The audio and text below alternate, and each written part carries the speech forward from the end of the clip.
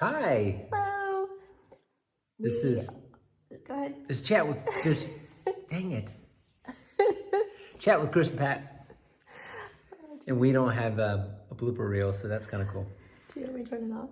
No, I like it. Okay. People want to see it's real. the real us. It's so real. Okay.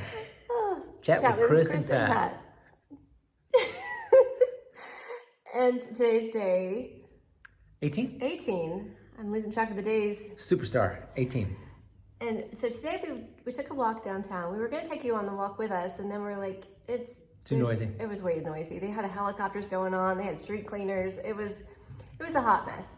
So we're like, you know what? We'll save that for another time. But on our walk, we were having some really good conversations that, again, we couldn't bring you into because all the noise. But we were like, you know what? And I actually stopped us a couple times. I'm like, okay, let's not go into all of this right now because I want to do that like live on our chat. Yeah. And so the general topic we were, discussing and going around about was moving. Oh, go ahead. Surviving to you want to wait till later? Or? No. Surviving to thriving. Right. This idea that when your children are little, you get into this, well, it's very easy, at least we got into this mode of surviving, When's the next paycheck? Well, when's the next paycheck? That was definitely one of the bigger stresses. But more than that, it was also keeping the children alive. Just, and we were homeschoolers, and so I did everything. And that's very true. And you worked, and then we were budget living, and we chose our roles. Yeah, we discussed our goals and our desires for what we wanted for our family, and it was for us to be in those roles. Right. And that's a whole nother discussion we can have for another day about how I felt about that, because there were definitely some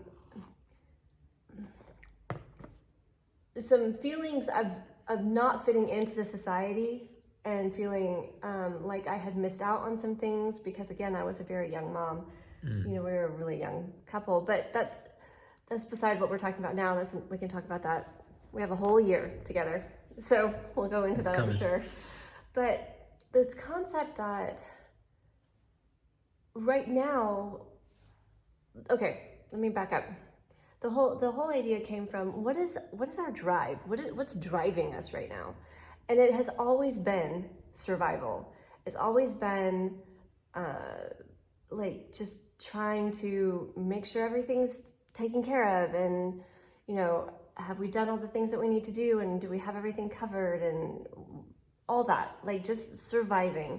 And not to say that our life was really awful. It was beautiful. We've had an we've created some really great memories, and I don't even think the kids knew we were struggling half the time. Yeah. Right? It's like that, what's that song? Something Lambert, where she says, "The house that built me." Yeah. The kids, you could tell the kids had that feeling about the house that we're in that we thought was really, what you describe it? The house that we were in, that they grew up in. Yeah. I mean, we did a lot with it. I did some renovations and just some but that's not the point. We wanted to be out of that house. We did. But we made it our home, and we put all of our love into it, and the kids, we thrived there the best that we could in a state of survival. Okay, so our whole discussion today came to, where are we at now? Because we no longer are at that point of survival, but we still have some of the patterns and habits. For example, a lack of actual personal drive. We both are struggling to figure out what is it that I actually want to be doing with my time, because I actually have time to do it. And so we get so caught up in the patterns of old behavior, which was, end of the day, Hi, how are you? Okay, let's veg because we're exhausted. Well, that's old pattern because we were literally exhausted all the time with 5 children in the house, and then when we adopted our niece, 6 children in the house. You know, it was like chaos I in a fun way, but it was chaos. I'm sorry. Yeah. I have to admit, I am. There's a lot of pushing myself that I could do, but I said to her this morning, it's like, how can we get uncomfortable today? Yeah. Meaning, what comfort zone can we push through that is normally not really serving us? Yeah. Just to find it. Yeah. Well, and that's basically what our conversation came to, was understanding, well, what are the comfort zones we have right now? And what would be pushing ourselves? Because I think that understanding what those things are becomes like, then you can identify it. that becomes where the drive can happen. Because the drive has always been survival to this. I mean, the past several years have, I mean, I shouldn't say forever, but like about 2 years before we left Indiana, and then the 3 years we've been here in Italy, you know, we had been moving out of that survival, and we've been in a position of thriving, you know, for the past 5 years or so. But I think our habits and our mindset is still trying to catch up. Mm-hmm. And so my question for you earlier was, what would thriving look like for you now? And this is where we're going to get into our chat. That was all just preliminary, and this is our actual chat about that topic. It's interesting because there is something in our life that is providing a life that we have wanted for years. Yeah, we've wanted to live in Europe. So it's forever. really easy to think, oh man, we are thriving. We have an amazing. We are thriving. 100%. We're living in an amazing place that really because of what we've done together, I have a job that provides for that. Mm-hmm. I guess the point I'm trying to make is a more ideal situation, a more thriving situation, I think, would be us being our own boss. Mm-hmm. I think that would be really fun. Being able to have this place without the perks of my job position. Mm-hmm. Does that make sense? And the responsibilities of having to do somebody else's requirements of you. Right. Yeah. Mm-hmm. So I've been trying to figure out and thriving is what I'm doing now. But I recognize that at the current moment, I do not have a drive for improvement like I have in the past. And maybe that's where you're supposed to get to. I just have been in that mode for so long. I don't know what it feels like to not have that. Mm. So maybe that is the point, is to get to the point where you're no longer doing that, but it feels like there's more to be done. Mm. Like, it feels like there's a kernel in there somewhere. I just haven't figured out what it is yet. Now, I will say we are going back into homeschooling our youngest, and that is going to be great. But as our children get older, what I was talking to you earlier about, as our children get older, it's like our children can no longer be the project. You know, they can no longer be the focus because they're moving into adulthood and they need that freedom. And when we make our children our projects, then, and our focus, it puts so much pressure on them. And we have to take our own focus back and be like, okay, but what is it that Christine wants to do? What is it that Pat wants to do? Like, what are things that are genuinely fulfilling to us? And yes, our children are 100%. I mean, it's been so fulfilling. Our house and our marriage and our children. And I think maybe it is our marriage that is continuing to be a really fulfilling part. Yeah. And being here and traveling and just the amazingness of being able to do this is such a gift. It's our marriage is still a journey. Yeah, 100%. Where we're finding challenges. Yeah. 100%. Yeah. Yeah, and it's going to continue, and we can talk about the challenges in another video. We're newly discovering some, which is really helpful. But as far as this topic, I'm realizing that yes, I'm doing this homeschooling now, and that'll be for another 2.5 years. But like what we were talking about is in your job right now, you have very little drive to pursue something more. We covered that in our conversation today. Yeah, but we haven't covered it here. I wanted to actually work through it a bit because then I said let's stop so we can, you know what I mean? Yeah. So I'm gonna just throw out my understanding, and then you can probably fill in any gaps. Okay. I'm thinking, but starting off by saying, hey, do you think you had said, hey, what do you feel about getting a promotion? You're just going to stay where you're at for the remainder here. Right. Mm-hmm. And I said, well, I don't mind staying where I'm at, but at the same time, I still want to pursue a promotion. Mm-hmm. And the challenging question came from you, which was, I appreciate, which is not comfortable, which is, what are you doing to change that? The real question was, what does that look like for you? Yeah, what does that look like for you? Because I think I interpret that as, what are you doing to? Yeah. Well, I can see that. Yeah. But the question is, like, what does that look like to you?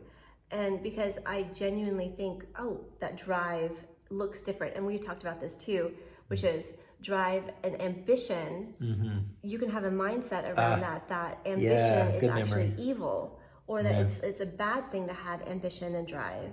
Yeah. And so you suppress it, thinking that all the good things are giving to people and doing all the things for other people, but not recognizing that having your own drive and your own ambition is a net positive. See, for the longest time in my life, the word ambition was a 4-letter word. It was a dirty word, and for whatever reason, I chose to associate. Maybe it was my soul from a previous life, or maybe it was something that was ingrained to me from my parents, even though my dad was pretty ambitious, actually. He was very ambitious. So was your mom. Was your Christian. Yeah, that's true. Mm-hmm. I equated that word to something kind of like selfish, or walk over somebody in order to get to your next rung. An opportunist. Rung in the ladder, yeah. An opportunist. Like negative. Well, we talk about Akatar, right? Yeah. In the past videos, Ianthe was, to me, is an opportunist that you've defined as ambition. Yeah, that I defined as ambition for the majority of my life. But I think, maybe 2 or 3 years ago, you would mention people that were ambitious, and these are people that at a very young age got to my pay grade a lot sooner than I did. And I think even then it kind of was like traumatic to hear that word ambition, ambitious. And I was like, oh, wait, no, that's a good person. Wait a minute, no. That's so fascinating. Like in my head, I'm thinking, no, that person's not ambitious. They're a good person, So, I mean, I'm just recognizing that it was still lingering there. But all that to say, ambition is not a negative thing. What does that look like to you now? Like, if you can put it in different words, or like. Yeah, I can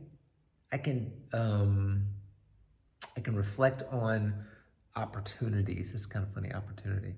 When you see an opportunity, or when an opportunity is presented to you, or if you are looking for the opportunities, that's ambition, in my opinion.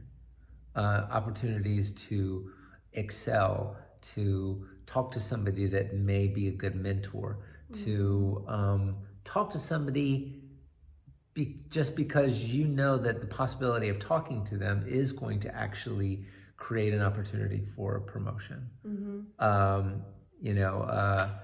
That brings me to this question of like, do you think that there is an element of I'm supposed to have ambition, I'm supposed to have drive, but I don't, and so you know how I am I'm like this with all my kids and like everybody basically when I do coaching and stuff. It's like, let's get to the root of like, what is it that you feel like you're supposed to do versus what is genuinely true for you.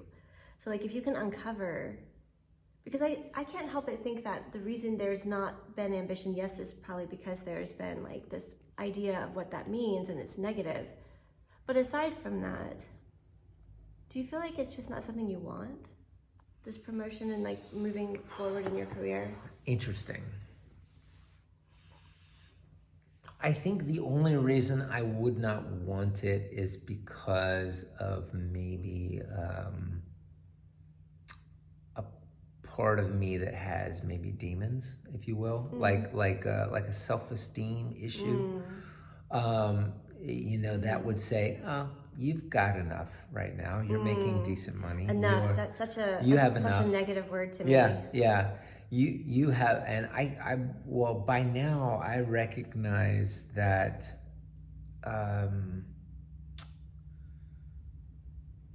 that there's so many benefits for all to getting a promotion. First of all, obviously it's creating more stability financially and creating more opportunities to do what we want. Creating opportunities to take care of people. But it's also a really kind of a boost in confidence, which never hurt anyone. There's overconfidence, and that's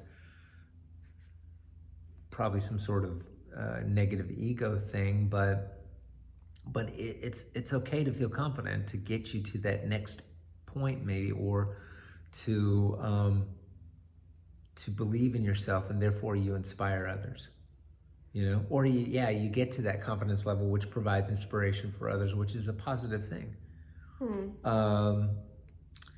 So there's just so many benefits to that. I think, We're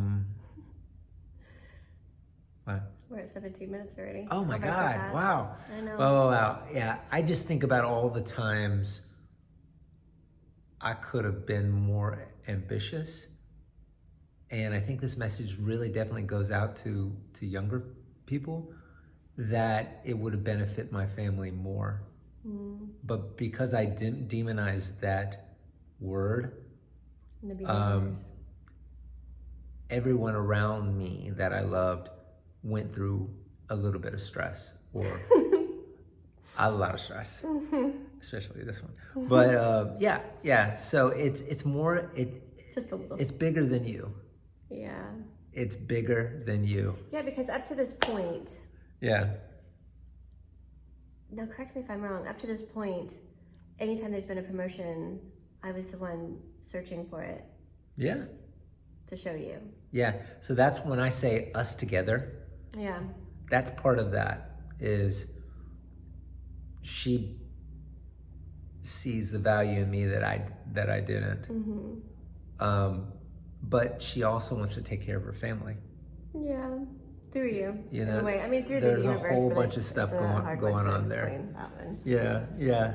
I should just trust that's all going to work out. But it's been a good discussion, and it's also brought to light to the fact that we are in a transitionary period, and it's a good thing to begin to ask ourselves what is thriving to us now. What is it? What do we want it to look like moving forward? Gosh, I think thriving, honestly, and from my standpoint, I want to hear yours, is the comfort zones that we are breaking. Yeah. You know, it's I want to do that, and then there's that little voice, that other voice saying, "Oh, you can't do that." And then saying, shut you know, up. yeah, shut the fuck up. Just we Marcia, get the fuck out. No. Marcia, listen, it's going to be okay, Marcia. Yeah. It's going to be okay. We got this. We can do this. Our inner voice we've given names to. Yeah. Anyway, his is Marcia. Mine's Marcia. Mine's Debbie. Whatever on my shoulder is saying Debbie Downer.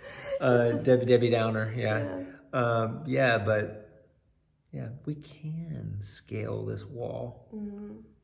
You know, we can build a whatever. A whatever. Yeah. All right, well, this is We a very long can play video. guitar like Yngwie Malmsteen. Wow. I'm not gonna tell you can't.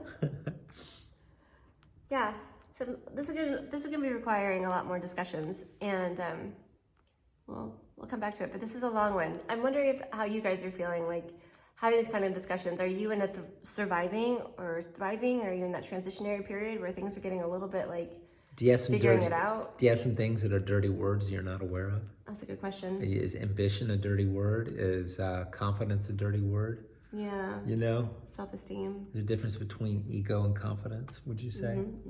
Yeah.